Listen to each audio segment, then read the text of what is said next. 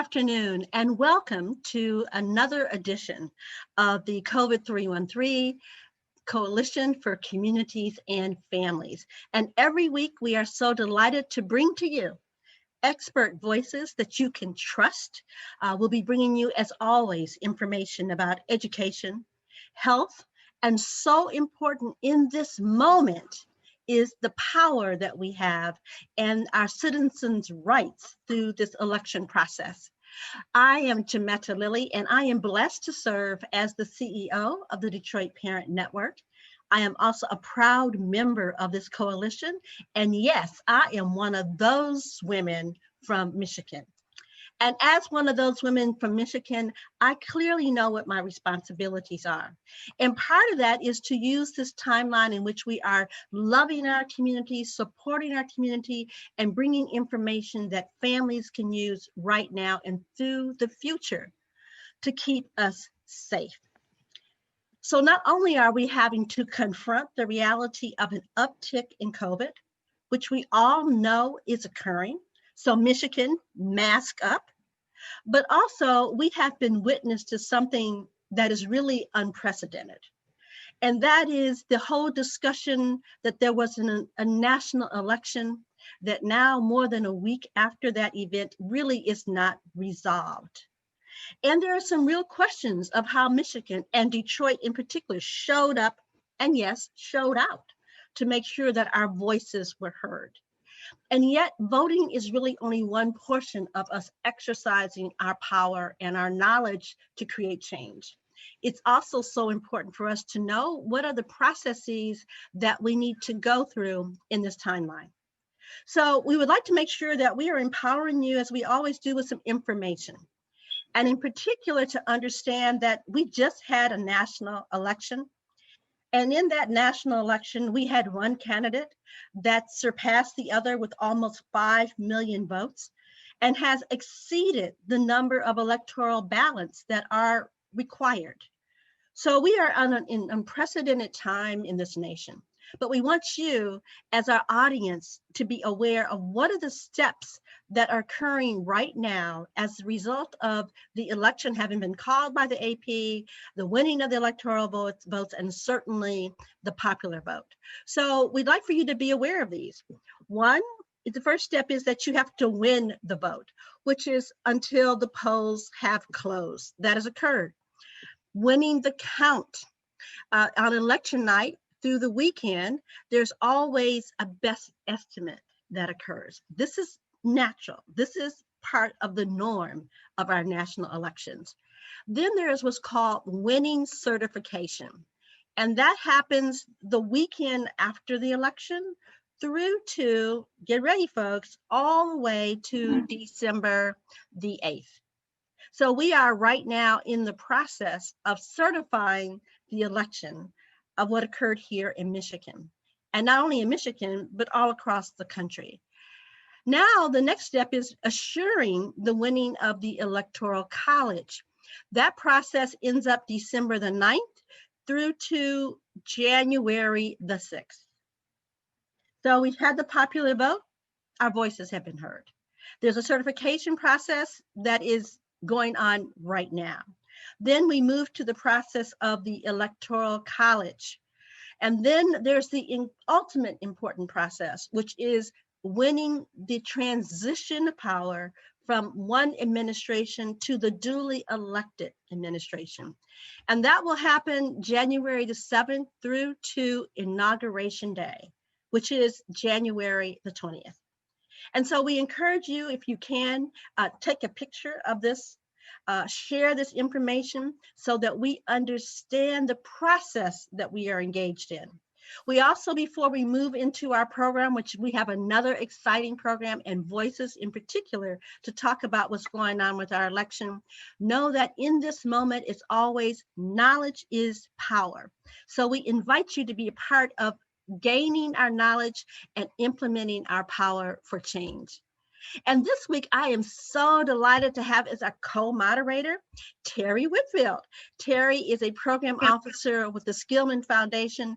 But in addition to that wonderful fact, he has been a fundamental part of loving and providing information, expertise as part of our coalition now for 36 weeks.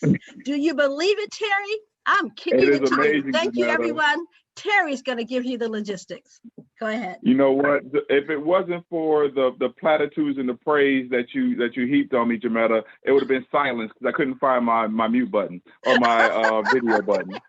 Well, I've kind of learned that you say the name, you keep talking a little bit for the person to find their way. Okay, you got it. Thank you, Jametta.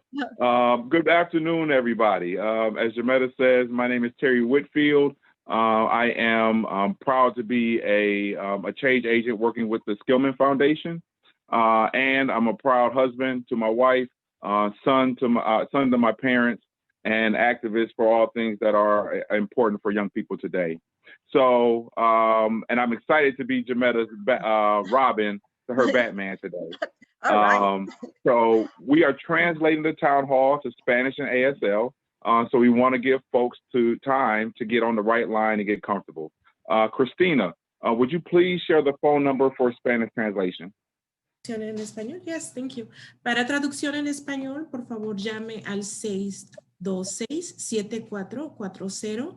Una vez más, al 313-626-7440. Su servidora Cristina Ruiz Mazón y la señora Gloria Rosas estaremos interpretando el día de hoy. Gracias. Gracias. And then Katie, would you please share the instructions for ASL?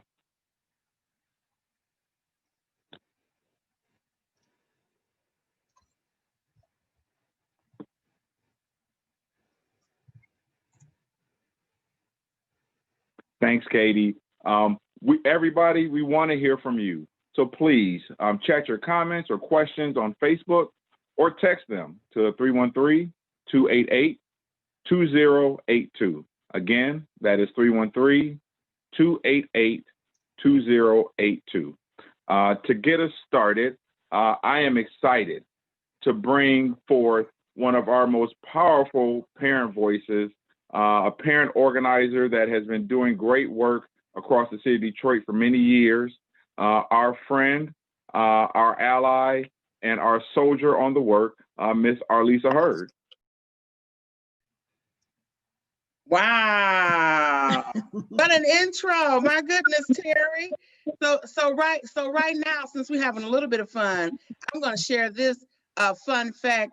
Terry Whitfield was my son's first Santa Claus. Oh. I'll explain that later, but we've got pictures, okay? First Black Santa Claus, right? That's so funny. But anyway, thank you, Terry. Hello, everyone. Again, my name is Arlisa Hurd. I'm a mother of 2 sons. I'm also a founding member of 482 Forward, and I'm also a member of this coalition, the COVID313. We are roughly 9 to 10 days post-election, and I think Jametta said it best. You know, although the presidential election gets the most attention, our local election is just as important. For instance, in Wayne County, we elected the prosecutor, we voted on local school board members, circuit and district court judges, county clerks, register of deeds, county commissioners by district, neighborhood proposals, and the millage for the regional school district, and on and on. Obviously, the local elections have more of a direct impact on our everyday lives. We voted 10 days ago, right? And things couldn't be any crazier. We've got lawsuits, all kinds of allegations right now, people debating on social media, blocking and unfollowing one another. We even have folks praying that angels come from other countries to help change the outcome of the election. Folks, listen, we cannot afford to get distracted at this time. The fight is not over. We are still in a pandemic. We still have to stay safe. We still have to figure out how to navigate our everyday lives in the midst of chaos. I still have to make sure the bills get paid, all while my son, who needs special assistance with schoolwork, all while he's trying to manage an online lifestyle that he was never accustomed to. I am a proud DPSCD parent. I've been on again and off again with this face-to-face and online learning. That's no secret. On the one hand, safety is first, but I also realized the challenge for my son at home trying to learn at the kitchen table for 6 hours. And today it was announced that DPSCD is going back to 100% virtual because our cases are up. The rising cases of COVID are up. I just want to take this time to encourage those of us parents, whether you have a child in DPSCD or not, stay in the loop about what's going on. Don't check out now. Do not mentally check out now, not now. Stay calling your elected officials. Stay emailing their offices. Stay in their inboxes on social media. Make sure you tweet, make sure you post. Don't stop voting. Don't use this as an excuse to stop voting. Stay calling your local school district. Stay asking questions. Form an online parent support presence. Ask for weekly, bi-weekly, or even monthly dialogue sessions. Stay emailing the teachers. Stay emailing the administration. And if they don't want to do a virtual meeting with parents, keep bugging somebody until they do. This is only gonna work, not when we just complain to our friends, but when we have healthy conversations about what is and what is not working. And we keep trying different things until we find what works. We got to keep fighting. We're going to keep voting. Right now, our nation may be in chaos, but we don't have to be in chaos inside our homes. I'm going to leave it right there. Okay, Jametta. See y'all later. So thank you so much for sharing that tidbit about Terry. I'm trying to get that image of Terry as Santa Claus. But I do know this about you, Terry Whitfield. You have the spirit of giving, and that's part of what makes you so special. If I could, I do want to take a personal privilege for a moment. Yesterday was Veterans Day. And I know in this audience, and in fact, speaking of Terry, you posted a picture of your dad. I just want to acknowledge that behind me, I have 2 sets of flags. And these flags represent my father, my father-in-law, and indeed my husband is also a veteran.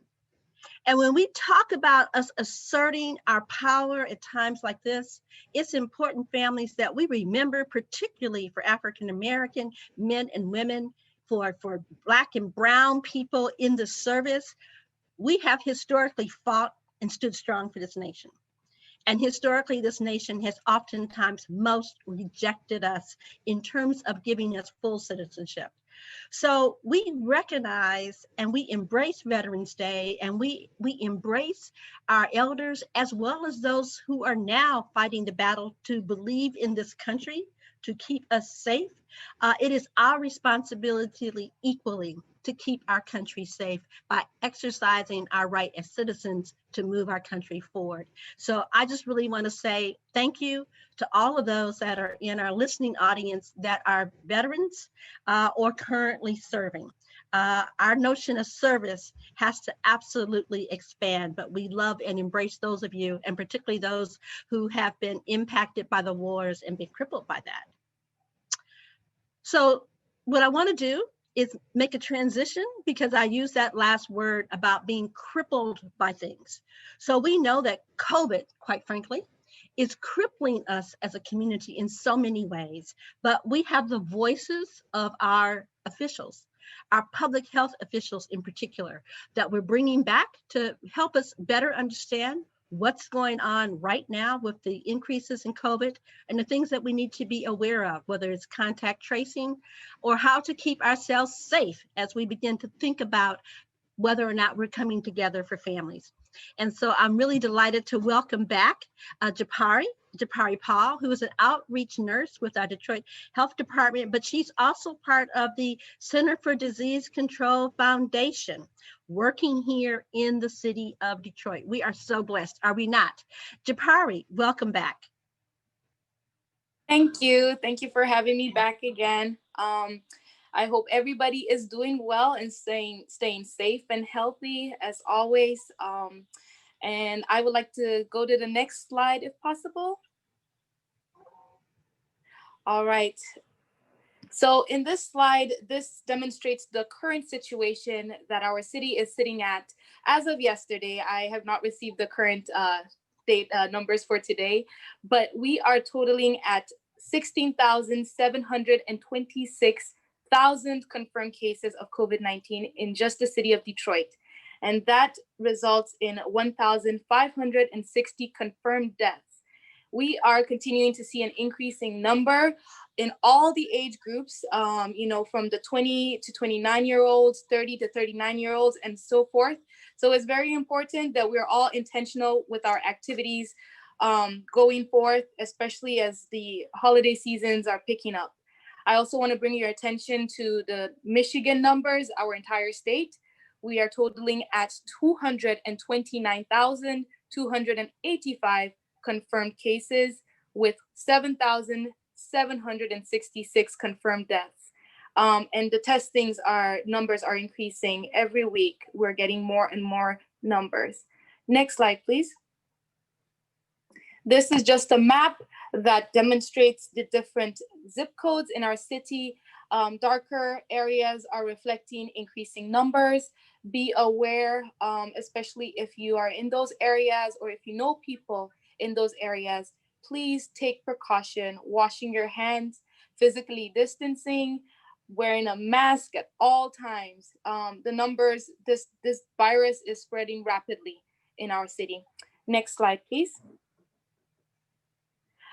Where can you get COVID testing done? So first of all, if you are a resident of Wayne, Oakland, or Macomb counties, the Joseph Walker Williams Community Center is available, but it is only by appointment. So please call the number 313-230-050 to request an appointment. And the ID is required in making this appointment. Next slide, please. Also, the state of Michigan has provided a website that shows other locations that are providing COVID testing. And these locations have a different menu, you would say, of features such as the times that are available, places that might be closer to your vicinity. Please call the number 888-535-6136 and press the number 1. And it is important that you quarantine while you're waiting for test results if you do go get tested for COVID. Next slide, please.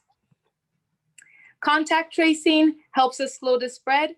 So if you do get a call from the health department, please answer. This is very important. It's an important part of us stopping this virus. Next slide, please. All right, and you can go to the next slide. Thank you. All right. Just to let you know, with contact tracing, your information is 100% private and no other information such as your social security number would be shared, your date of birth. They just need to know the details of you falling sick and who was a close contact. Next slide, please. All right, and you can go to the next slide. Just by the ways, the health department still has face masks. If you need any, please call our number at 313-876-4000 and press the number 1, or email us at dhdoutbreak@detroitmi.gov. Next slide. Cold and flu seasons is upon us. If you have not gotten your flu shot, please go get your flu shot. It is very important that we try to control what we can, which is the flu, and try to fight back COVID-19 with various methods that we've been using so far. Next slide, please. All right, and here are some details about the flu, where you can get your flu shot, including the health department, and it's by appointment. So please call our number at 313-876-4667. And you can go to our website at detroitmi.gov/health to find other locations that are offering immunizations and flu vaccines. And the next slide. All right, and just so you know, right before we're about to celebrate Thanksgiving, please be aware of whatever activities or gatherings that you might be going to, and make sure that you realize which ones are safer and which ones put you at higher risk for contracting COVID-19. And I believe that's my final slide. Japari, thank you, in particular to give us information about thinking about our holidays. I'm wondering, Terry, do we have any questions? I've seen one or two on my end. Terry. Yeah.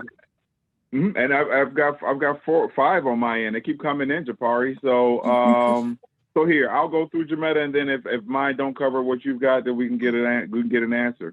So the first question we got, Japari, where can we get COVID testing and rapid results? So is there a particular number and or website that we can point our listeners to for where they can go? Yes, and I see someone's going back to the slide. This slide exactly here, www.michigan.gov/coronavirus test. This website will show you exactly who is giving test results that are rapid tests, who is giving the saliva type of test versus the nasopharynx. That's the one that goes up your nose. It has just different features. So if you go to this website, you can find a testing site that is more specific to what your needs are. So like your times or closer to you and such. Awesome. And I think you mentioned this, but just so we can reinforce the message, is the city still doing mobile testing? And then if so, is there a calendar or where people can see where that mobile testing will be? Well, currently the Detroit Health Department is not doing mobile testings. We are advising people to use this website, the Michigan.gov website, because you might find a location that might be closer to you. And it just has more variety.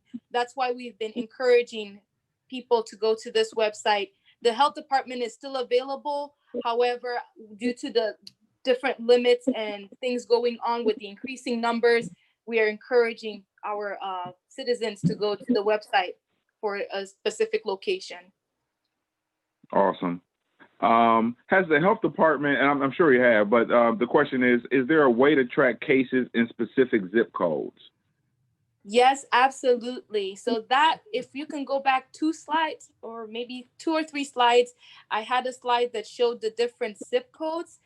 If you go to our website, so that's www.detroitmi.gov/health. You can find information about specific areas that are increasing in numbers based on the zip code. And that's why we like to show that that slide that has the map of Detroit, including the various zip codes with the different colors that show where there might be more COVID numbers showing or populating versus other places that are not as populated. So visit our website for that information. Awesome. Next question is from the health department's perspective, how close are we? We know that there's been messaging and news around Pfizer and other pharmaceutical companies that are close to coming out with a vaccine. From the health department's perspective, how close are we to getting a safe, reliable vaccine for COVID-19? So even though, yes, it's the health department, we do advocate and we do encourage vaccinations in general, we have not received exact specifics. So in terms of the delivery of these vaccines or how much we will receive, we're still waiting from our leadership, from the state, actually, Detroit, the Michigan Department of Health and Human Services, to give us exact direction. And we're hoping that we'll hear from this in the next coming weeks, where we stand. So there's a lot of logistics involved, and we're still waiting for the specifics. Awesome. And then the last question that I've got is, if cases continue to rise, do you believe that the city and or state would consider mandating another lockdown? Is that something that the health department sees as a possibility for us? It is a possibility, especially because of the increasing numbers. My advice is folks start, making sure that you have your prescriptions. You've refilled prescriptions for the next couple of weeks.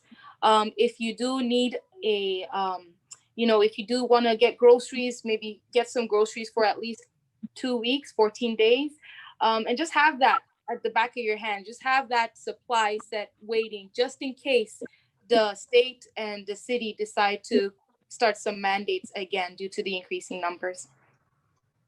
And then is there a number? So is there a number to report overcrowded bars or restaurants, spaces that are not adhering to the guidance that is out there?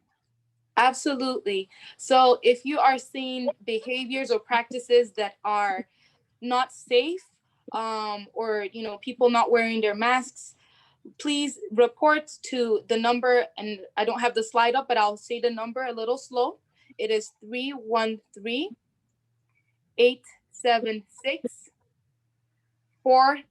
So that's 4000. And you'll press the number 1 for English. You can also email DHD_outbreak@detroitmi.gov. And they will transfer that information, that helpline or that service line will connect the information to the appropriate department that will follow up on that. Awesome. Jametta, did we cover the 2 questions that you might have had, or do you have any more? There was one other one, and so that has to do with, as we're seeing the uptick, thank you so much for sharing information, but where do individuals or organizations report when they know that someone has been exposed, or their organization now has been exposed? How do you go about that to begin to start the contact tracing process? So you are please call our number, the number that I just listed. But if it's an employee or someone that works for an organization, not only do you can you notify the health department, but you can also call MIOSHA. And MIOSHA is the overgoverning department or organization that sees safety, employee safety at businesses. But I will also suggest contacting the health department, and the information will be filtered to the appropriate department, which will be investigations. As a timekeeper, I would always get upset with Christine when she would do this. But I got one more question. If someone was in contact with another person who has been exposed, they're not positive, but they've been exposed. Do they have to quarantine for 14 days as well? Or are they okay if the person that was exposed tested negative? So that's a very tricky question, and that might involve a little bit more details. The investigation team will need to gather more details, like when the last time that person interacted with the person that was exposed. But our advice and what we are saying is please quarantine. It's better to stay on the side of caution. And if it's, then to expose yourself and possibly expose others to contracting this very transmissible disease, this disease that's just so easy to catch right now. So please, at this time, I would suggest that if you have been exposed to somebody that has been exposed within a close amount of days, yes, please stay at home and quarantine for 14 days from the last time you interacted with that person. Hari, thank you. And as we think towards the future, one of the questions I think we've heard as well, and if you may not be able to do this today, perhaps next week, is where does Detroit sit in the overall scheme of increases in COVID that we're seeing in the state? How do we compare, so to speak? So there is actually a great website that shows exactly where counties are sitting. And Detroit specifically, I would have to look at the numbers and see where our rate is. So the number of people per 100,000 people versus another city in the state of Michigan. However, like I said, on the michigan.gov website, they do provide information of what counties, what the different counties are looking like. So just what I saw, and it's a nice map of Michigan, and it shows like the purple area. So we are currently at a level D, And then, the higher you go in the alphabet, so I think it's a level E, those are showing higher numbers of COVID tests per the rate. So Detroit right now, the whole state of Michigan actually is either a D or an E. So we're pretty high as a state in general, but I would have to get back with you on our next call on specifics.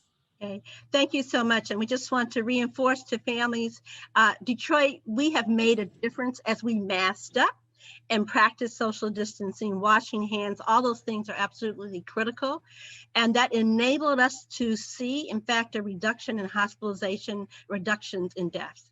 But we would be remiss if we are not emphasizing that this is increasing. And we know from our public health officials, we know from our hospital systems, this is increasing. So our first job for all of us is keeping each other safe. Be mindful, Michigan, Detroit, stay masked up. Thank you. Thank you, Japari. We're going to move forward in our programming.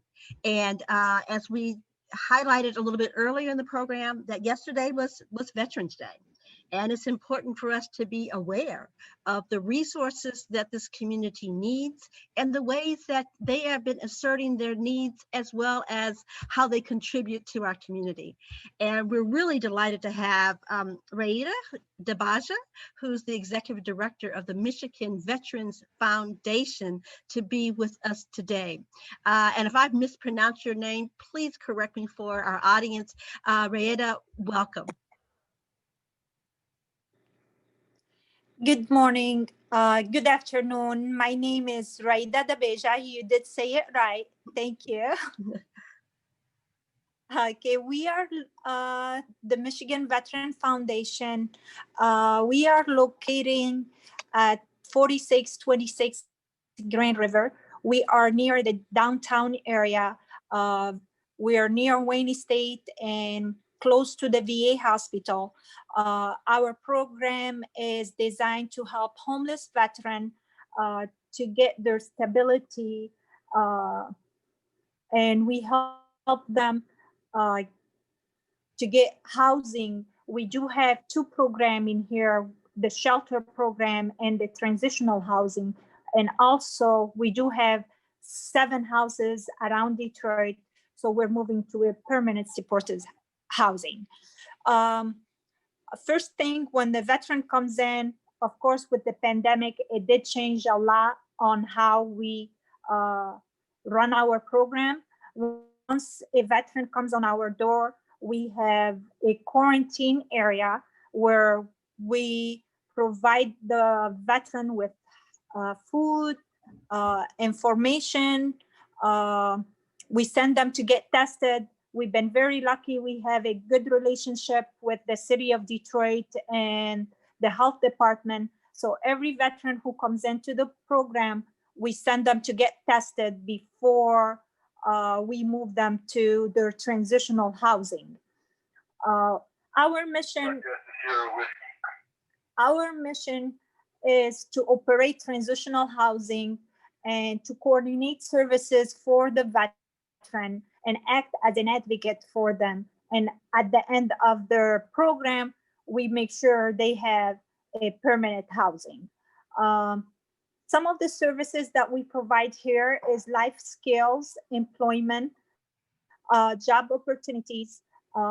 We provide 3 meals a day, breakfast, lunch, and dinner. Every veteran get assigned a case manager. We work with them to set a goal and objective to be able to graduate from this program and be able to live on their own. It's been very challenging for us lately to help those veterans to find housing because of the Secretary of State being have long waiting lists for them to access their paperwork and their IDs. And at the same thing, in order for them to get registered at the VA, they cannot enter the building without having a picture ID. That they've been having a lot of challenges getting their identification, their paperwork, their proof of veterans. So that's some of the challenges we've been having since the pandemic started. We've been lucky, knock on wood, only we had 6 cases. With the help of the health department, we've been able to control the spread. We test every veteran in the program, and if those positive cases, we were able to have them quarantine at the health department and for 14 days. And once their 14 days passed, they were able to return and continue their program here. The shelter program, they can stay with us. There is no, in the past we had it for 90 days. But with the pandemic, there is no limit how long a veteran can stay in the shelter. Our transitional housing, their goal is to stay between 6 months to 18 months, and their goal is to find housing. With the housing issue now, also, we used to have house fair on site. Due to the pandemic, we can't have any face-to-face event for the veterans, so it's been a little bit complicated for them to find the right program or housing that fit their needs. So it is a big challenge for our veteran at this time of the pandemic, and with the cold season coming up, we gotta be more prepared to expect more veterans coming for help. Thank you. Thank you. Could you share very quickly before we switch to questions about how, do you know roughly the number of veterans that we have in the Detroit area? And then number 2, about roughly how many veterans are receiving the important benefits and support of the foundation?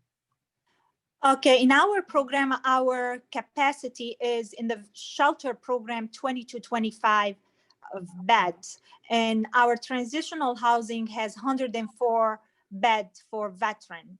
So we get our referral from the VA hospital or from the VCRC. We have some veterans who just walk in from the door, then we have to refer them to the VA. Not all veterans receive benefit. Some of them receive just housing. And our goal is here to help them to find if are there any pension there available for them? Are there any social security money there for them? Any disability money? The number of homeless veterans is a little bit high in the region of Detroit. Okay, thank you. Thank Terry, do we have any additional questions from the audience? No questions from the audience, but I would like to again thank you for all that you do for veterans. As Jametta said, my dad is a veteran, my grandfather's a veteran, my uncle is a veteran, my cousin is a veteran, and so this thank you for providing the level of service that you provide to our most gifted and needed volunteers. So thank you. Thank you. Thank you. And also, I think we want to make sure that there's a, if you have a telephone number that you can share with us or any document that we can put at the end of the program would be wonderful. Yep, our phone number is 313-831-5500. And we're working on our new website, MichiganVeteranFoundation.org. And we have a Facebook account under Michigan Veteran Foundation too. Okay, thank you. And thank you also for mentioning about the VA hospital, which is one of them, is actually, I believe, the largest in the state, but it is a resource that more people need to know for both emotional, mental health, as well as physical health support. Thank you. So actually, Rayetta, we do have, it's one question, but how can people help, and then where can they donate? I'm assuming it's on the website or on the Facebook. So if you could repeat the phone number again, and then the website, and then we'll get that into the chat. Okay, our phone number, if anyone would like to donate or support our program, they can reach us at 313-831-5500, or they can go to our website, michiganveteranfoundation.org. There is a PayPal button there. They can donate. And also those links are available on our Facebook account, Michigan Veteran Foundation. We depend on our donor and our supporter. Thank you very much. Thank you, Jametta. Yes, thank you again. So in the beginning of the program, and what we've done consistently is talk about our responsibility and our power. And we know that voting is a critical part of both of those. And know is we are in this very odd time, an unprecedented time. We know that we need to lean into some of the experts who've been working in this area. And certainly 482 Ford is one of those as well. But we all know that we need to bring in multiple voices. And so we're really pleased to have Joe Gullen from the Detroit Free Press to join us to talk about the updates of our election and what is going on. And as a journalist and as people are about change, we appreciate and understand the importance of a free press. And we know you don't put forth fake news. So with that, Joe, welcome to the program. Hi, thanks for having me. Right, no fake news at the Free Press. So I'm an investigative reporter at the Detroit Free Press. But before that role, I was a City Hall reporter at the paper beginning in late 2013. So, you know, I covered basically the entire of Mayor Duggan's first term. And from the beginning, demolition and blight demolition was a big issue for his administration. And he rolled out a pretty aggressive program that used federal money from a hardest hit fund that was designed to respond to the foreclosure crisis. The mayor used that money for demolitions, and basically from 2014 to about this summer, the city had demolished more than 21,000 homes with that money.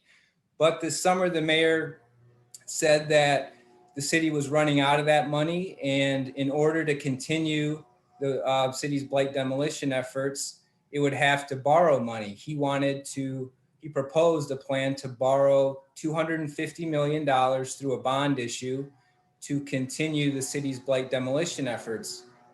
His message was basically, if we don't borrow this money, we're gonna have to put our demolition program on hold.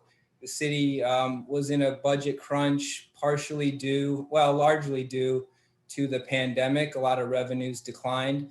So Proposal N, which was on the November ballot a couple of weeks ago, was basically his plan to continue the blight demolition efforts through this huge bond issue. And he was essentially asking voters in Detroit for permission to borrow the money. There is a small property tax increase involved in the plan, so it had to go on the ballot. In the months between him introducing the plan in the summer and the election earlier this month, there were some opposition to the proposal. The city's blight demolition program under the mayor's, first term and the first couple of years of the second term had quite a few issues. There was a federal investigation into some of the contracting, how the contracts were handled. There were a lot of concerns about minority businesses being, participating in the program and not getting enough of the work, the demo work. And aside from the demolition program, recently there were reports that the city was over-assessing its property tax, or its property owners for years to the tune of about $600 million. And the mayor has not made any commitments to essentially make those taxpayers whole. So with all these issues surrounding demolition, property tax, there were some vocal opponents of Proposal N in the months leading up to the election. And, there was some questions about how the proposal would do. It turns out the residents passed proposal N in a landslide by basically a 70% approval rate. So that's moving forward. The mayor held a press conference the day after the election. He was in a really good mood with his 70% approval rate. And he said that the city's going to get started pretty much right away. There are a couple tracks the city's going to be going on in the next couple weeks. The CFO's office is going to be preparing the bond issue documents to get the borrowing ready so the city can actually get the money to start doing the work. And at the same time, they are putting together lists of properties to bid out to contractors. One of the big proposal aspects of the proposal that the mayor touted, and which was a big part of the advertising campaign that was involved in Proposal N, was the idea that more minority contractors and small businesses are going to get some of the work involved in demolishing and fixing up these homes. The mayor's argument was that under the previous program with the federal money, the city was essentially restricted from offering certain incentives to businesses to get the work. The federal restrictions made it difficult, he said, to incentivize the city in awarding contracts to minority contractors and small businesses. So now that the city will be getting money for its own use without federal restrictions, the mayor says that there's going to be aspects in the program that incentivize, minority businesses through, like they get points when they submit their bids. So he's saying it's going to be more likely that they get the work. That was a main point of contention with some of the opponents. The track record for the city in awarding and following through on its promises to minority contractors is spotty. So opponents, said we don't have the guarantees that we need in this proposal to support it. That was a pretty big hurdle for him to overcome.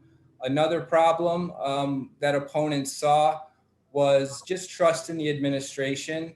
There have been some concerns with transparency in the demolition program. Also with the land bank. The land bank is not very popular with residents, and their involvement in the demolition program historically also created some opposition. But at the end of the day, it's obvious that the city still has a blight problem. And I think the mayor's concerns that the city wouldn't have any money to go forward with it was enough to convince voters that they, should approve the proposal. So that's pretty much where we're at now. There is one other, it's not just demolition. I forgot to mention this aspect of Proposal N. There's also a salvageable component. So with the 250 million, the city wants to basically segregate houses that need to be demolished, the houses that are in the worst condition, basically beyond saving. Those are going to be torn down. The city says that there's going to be 8,000 homes that it demolishes that are too far gone, too blighted. But not just tearing those down, the city is going to salvage some abandoned properties that are kind of on the fence, that the city believes can be saved, rehabbed, fixed up, and then put in the hands of Detroit residents who are looking to own a home. One of the concerns with that aspect of the proposal is whether there is enough money. Of the 250 million that the city plans on borrowing, it is planning to set aside about 90 million for the salvaging of homes. And if you do the math there, for 6,000 houses, $90 million, that I think equates to about $15,000 per property. And putting that much money into an abandoned blighted home only gets you so far. The city says it'll clean out the debris from inside those homes. It'll patch up the roof to prevent from leaking, water leaking into the properties, and it'll board up the houses. that still leaves a lot of work to be done for a potential property owner to buy the house and fix it up. And access to capital is a big issue for Detroiters, whether it Absolutely. be obtaining a mortgage to even buy the house or getting a loan to fix up the house. So that is an open question. Will there be money made available to either community development groups who may be interested in buying the salvaged properties or individual Detroit residents? The city says that it's working on a few programs to make capital available, but those haven't been finalized and rolled out. The city has, frankly, a spotty record in carrying out demolitions, but the mayor, feels like the 70% vote he got is, a sign of confidence that the residents are, willing to let him continue go forward with this. So, Joe, so if I may, thank you so much. One, and I think our families heard it, you laid out facts. And as an investigative reporter, you've also identified what are the other issues and questions that we as the citizens and the folks who live here in Detroit need to know as we work to make sure that our leadership is accountable. And you also raise other critical issues such as access to capital. We want to let you know that we're going to continue to want to hear this story and to make sure that we are translating that and bringing these stories to our families. Because so often with investigative reporting, people think that there's some kind of obscure thing that you guys do over here, but we know this information is fundamental as we think about exercising our power. We do have one other person that's part of this segment, but I want to hit pause really quickly. Terry, do we have any questions directly for Joe? No, and that's why I just wanted to jump off, because that was a concern that Joe had, that he wanted to make sure he gets some time for Q&A. There aren't any questions specific for Joe right now, but that might come in a little bit later in the segment. Sure.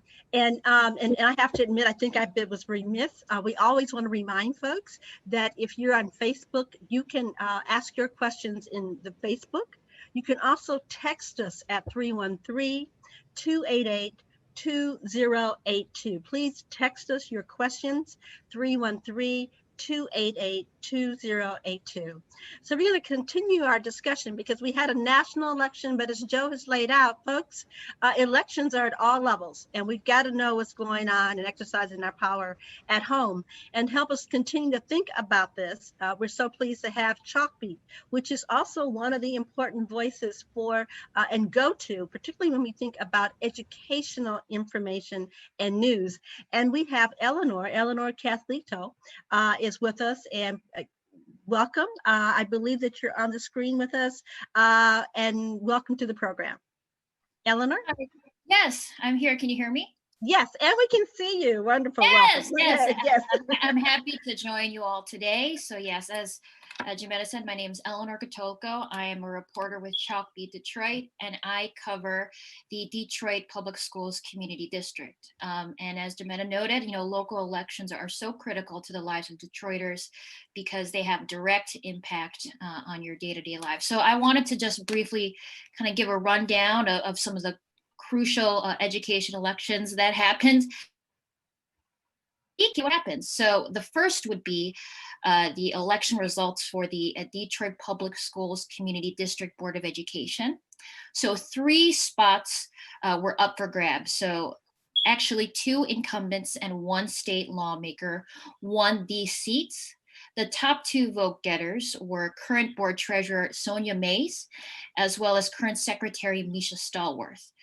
The challenger coming in third was current state lawmaker and a former district teacher, Sherry Gay Dagnogo, and she narrowly beat out board president Iris Taylor for that third spot. So the top 3 school board member candidate winners were Mays, Stallworth, and Gay Dagnogo. So these new terms will begin in 2021 and will last for 4 years. So I think there are a few critical takeaways from this school board election. One, political observers that we had interviewed leading up to the school board race had noted that this election could have been a referendum on the school board as well as Superintendent Nikolai Vidi's leadership. So the district had pointed out that, they had made, certain gains in their reform efforts, whether that was in, improved test scores, reductions in chronic student absenteeism, and improved arts programming. And most recently, they have increased teacher pay to rival teacher pay in other school districts. So, the results of this election could certainly indicate that the community is happy with what the district is doing moving forward. But I think it's also important to note the experience that, Tia Dagnogo brings to the board. Again, she is a former district teacher. She is very connected to the needs of community and civic leaders, and then also too, as her experience as a legislator, I'm garbling my words a little bit, forgive me. She definitely wants to be a bridge between Lansing and Detroit and support the district in their efforts to push for more equitable funding in schools. So kind of moving forward, as Taylor had lost her seat, the school board members will have to elect a new president amongst themselves, and she will likely be chosen in the beginning of early 2021. So the president, along with other school board members, approve budgets, contracts, and help shape the policy for the district moving forward.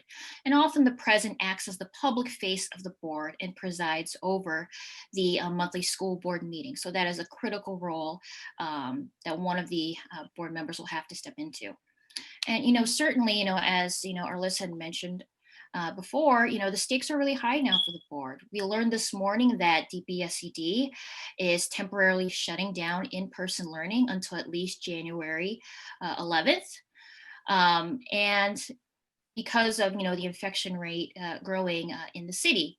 So what that means is that, approximately 50,000 students within the district are now going to be fully learning remotely. So the stakes are hard because, as we have heard, virtual learning has presented great challenges. Students and parents and teachers have raised complaints about technology glitches, devices being in disrepair. And, students' social and emotional health is low, the morale is low. It's been very hard to adapt to learning over a screen and kind of being divorced from the school community, and the lack of socialization can have actually a huge impact on their learning. So, the school board, will have to decide, back in January, whether or not it is safe to resume in person. And, that decision to reopen schools was met with a lot of criticism, back earlier this year before schools began on September 8th. So that is a critical decision that they will have to face moving forward. And, certainly the district has other challenges due to the pandemic. During the last school board meeting, Superintendent Nikolai Vidi had estimated that there was an enrollment decline of about 3,000 students in the district compared, to preliminary numbers from last year. So as you know, district budgets are tied to enrollment. And although it may not directly impact them this year because the legislature basically approved a new way to calculate, funding for this year, it could hurt them next year. And this enrollment decline is not just in DPSCD, but across districts in the region, across districts around the country, and I'm certainly not only just could this hurt their budgets, the district wants to make sure that these students are learning and are okay, they need to find them. And then quickly, other challenges that the board has to face is continuing to continuing to demonstrate financial stewardship over the district. They were recently released from state financial oversight for over a decade. And then also they have to address challenges again with rising chronic absenteeism, lack of student engagement or decreasing student engagement, and learning loss. So those are the things that we need to look out for moving ahead. Eleanor, thank you so much. That was a great summation, and we're going to continue to look towards Chalkbeat and yourself and the awesome team that is there to make sure that we are informed about what's going on, not only in our local district, but education within the state of Michigan, in fact, nationally. Thank you so much.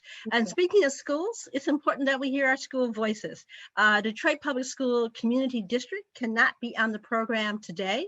However, we do encourage you, if you have questions for them, please put that in the Facebook chat. Text us at 313-288-2082. We will include that information because they will be on the program next week. We are delighted, however, to have someone returning back with us, and that's Danielle Jackson. Danielle is with one of our awesome charter schools that also provide services to tens of thousands of our children receive educational services from charters as well. Danielle, welcome to the program. Thank you, Jametta. It's excellent to be back. So hello to you and the rest of the team on the call. You know, we know, just as you talked about earlier in this program, that elections have impact. At the same time, we've been super focused on how we're navigating the impact of COVID-19 on our community and the educational landscape broadly. And so we've been really riding these two tensions, the tension between social emotional learning support for all of our community, as well as maintaining high expectations for ourselves and for our students. On the social emotional side, I really would encourage, as we've been talking a lot about the increases in case counts, would just encourage parents to be really highly communicative with your schools. We're encouraging our parents to do the same. If COVID is having an impact, even if you're virtual, we know that when the COVID virus affects a home, it disrupts everybody's life. And so we want to make sure we know and can be sensitive to the needs that are happening, you know, in our families. So I encourage you to make sure that you're communicating with your child's school. We also know that teachers are facing fatigue, parents are facing fatigue, students are facing fatigue. And so we're digging a lot into how we continue to create community in our virtual spaces so that we remind each other that we're not alone. In fact, we're all in this together. We're going to get to the other side of it together. On the side of high expectations, this was mentioned earlier, we are seeing you know, the impact of shoddy Wi-Fi services. We're bringing in laptops to distribute laptops for repair and things of that nature. So we're also making sure we're communicating with our families what's changing in the tools that we're using to provide virtual instruction to families. And in the cases where there's in-person, what are some changes that might be navigating that could be getting in the way? So I can't stress enough, it's about communication, communication, communication. We are all here to serve. Again, we're in this together. And the more that we know, the more we can bend and pivot. As we look ahead, because we're just wrapping up the first quarter of school, we're going to continue. I think it's incumbent upon schools to continue to examine our practices in the virtual space, be responsive to the needs of our families, and making sure that we're utilizing as much of the time that we have with our kids to reach their maximum success academically. Thank you. So Go ahead, awesome. I had my technical difficulties. I've worked through them. Good. Hey, Danielle, how you doing? I'm good. How are you? Excellent, beautiful, wonderful. Thank you again for joining us. So one question that we've got is, we know we got the word today that the Detroit Public Schools Community District is going fully virtual until January 11th. Are you anticipating your schools or other charters taking a similar measure? Absolutely. We were one of the school systems that started virtual, and we were actually in the process of finding a path to in-person when the case count started going up. So you have schools that are set on this continuum of in-person, hybrid, virtual. I do anticipate most of our schools, if not all, will start to move to complete virtual in the face of this increased case count. Awesome. That's all the questions we've got right now. So thanks, Daniel. Maybe hold on for a second. Something might pop in, but for right now, I think we're good. Thank you, though.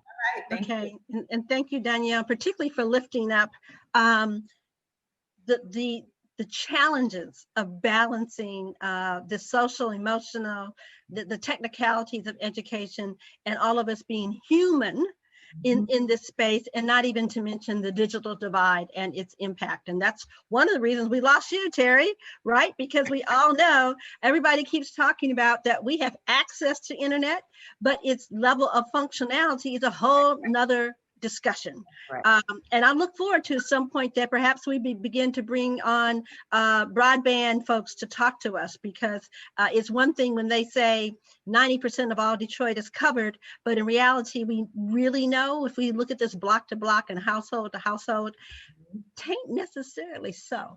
That's But right. anyway, so as we get ready for, I'm sorry, go ahead, Terry. No, well, because we have we weren't able to, because of the news that came out today around Detroit Public Schools Community District, they weren't able to join us today. But they did have a message that they wanted us to relay to our families. So one, for the families to make sure that the schools have updated contact information so they can make sure that they can get in contact with you with up-to-date information. And that you opt back into the robocalls, because that's the best way that they are getting information to the families. That they will have resources for families and are very sensitive to the needs of families. They're doing everything they can to keep the schools open, but we must remain vigilant at this time.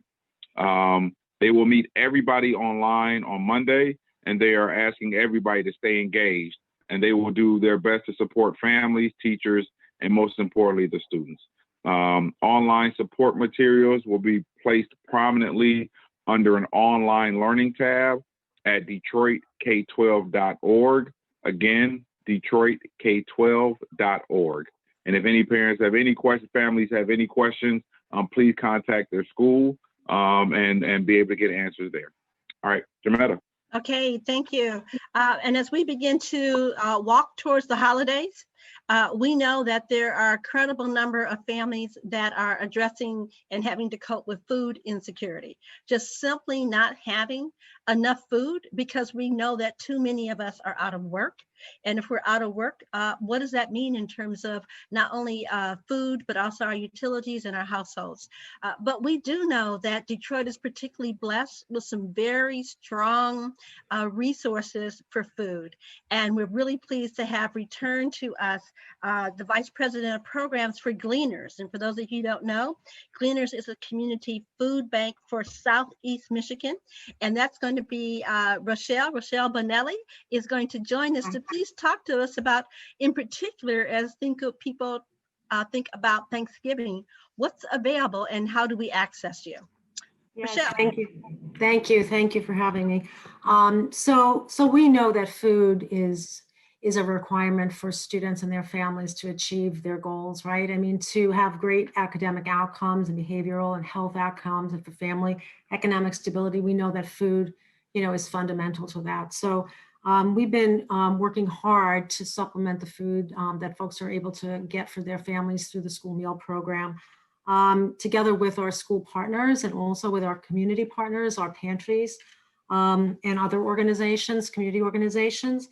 Gleaners, I'm very proud to say that we have increased our distribution this year, about 47% over last year, because we know that the need is great. And we are committed to providing that same level of service moving forward into the next year and through the next year.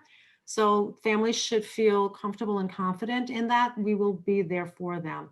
So we do know that food is part of celebration and part of, part of what gives us happiness, especially during the holidays.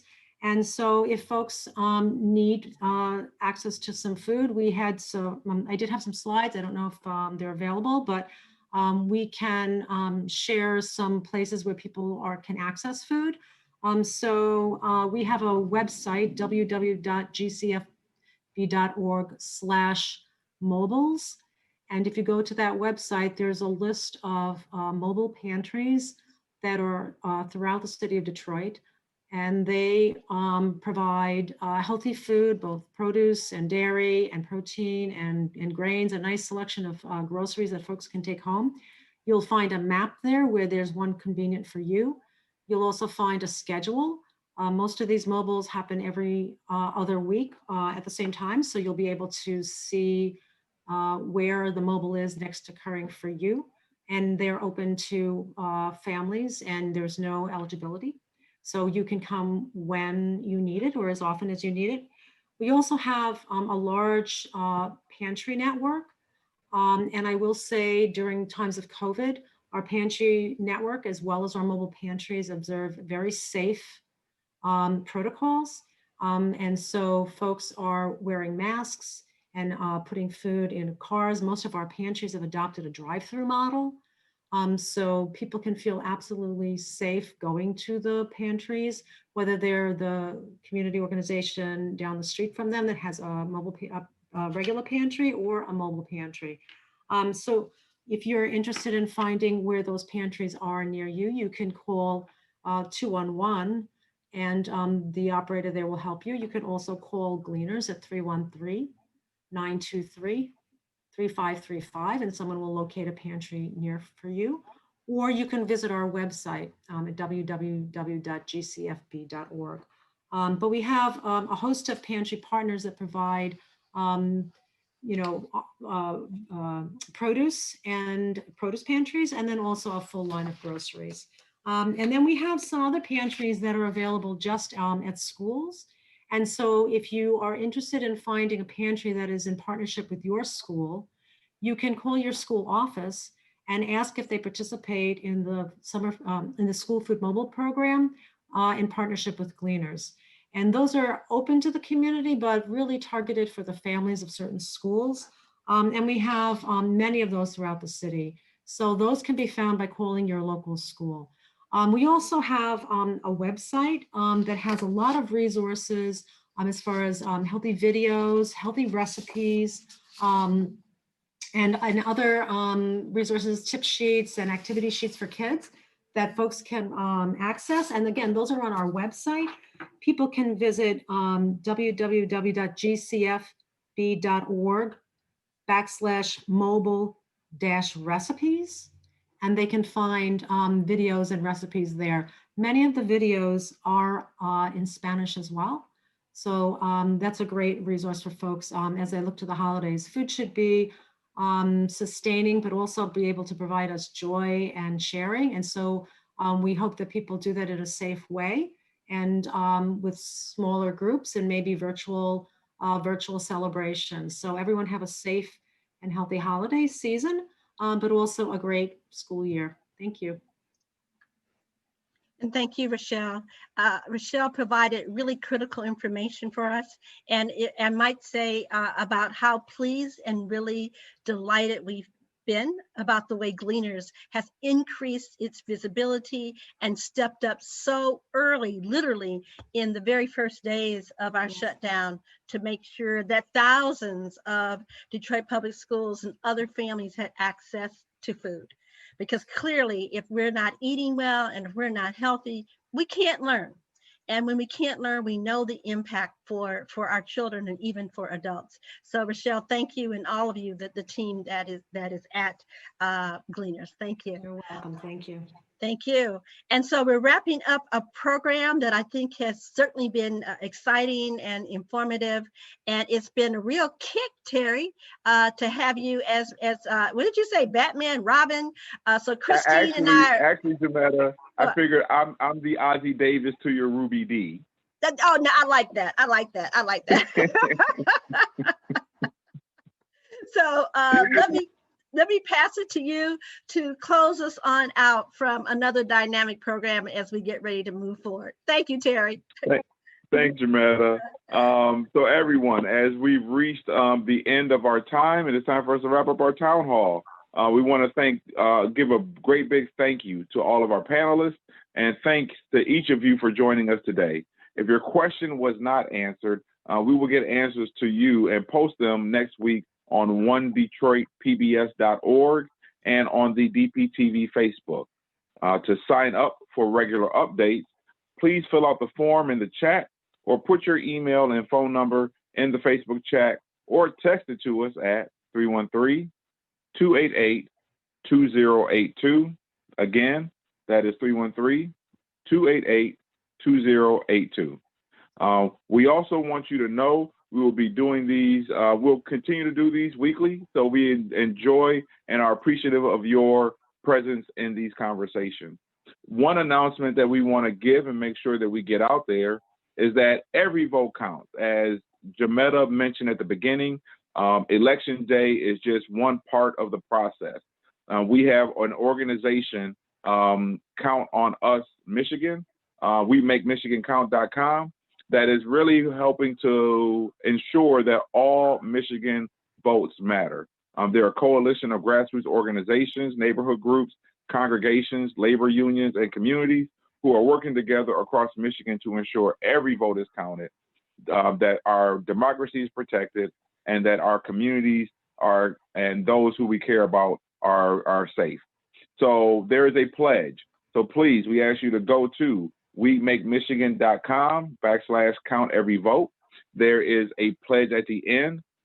Please provide your information and let us know that you are down for the cause, if you will, to make sure that the voice of the constituents of Michigan, an overwhelming number of constituents of Michigan, is not only heard, but upheld as we move into the next 4 years of this country. So again, thank you, everybody. We appreciate you and your time and your energy and your engagement with the 313. And this is a collective effort. This is the fun part. This is not just a Terry Jametta show. There's a lot of people who put a lot of hard work and effort into making these weekly teletown halls happen. So if we could have our weekly thing where everybody cuts on, all of our partners, if you can cut on your videos. And I'm going to find the language so I can make sure that I say this correctly. In a gallery again, view. Right. There you go. So stay healthy, stay powerful, and stay strong. Christina, if you could please say that in Spanish. Definitely. Manténgase saludable, manténgase empoderado, y manténgase fuerte. Thank you, Terry. Excellent. Thanks, everybody. Appreciate you and have a great day.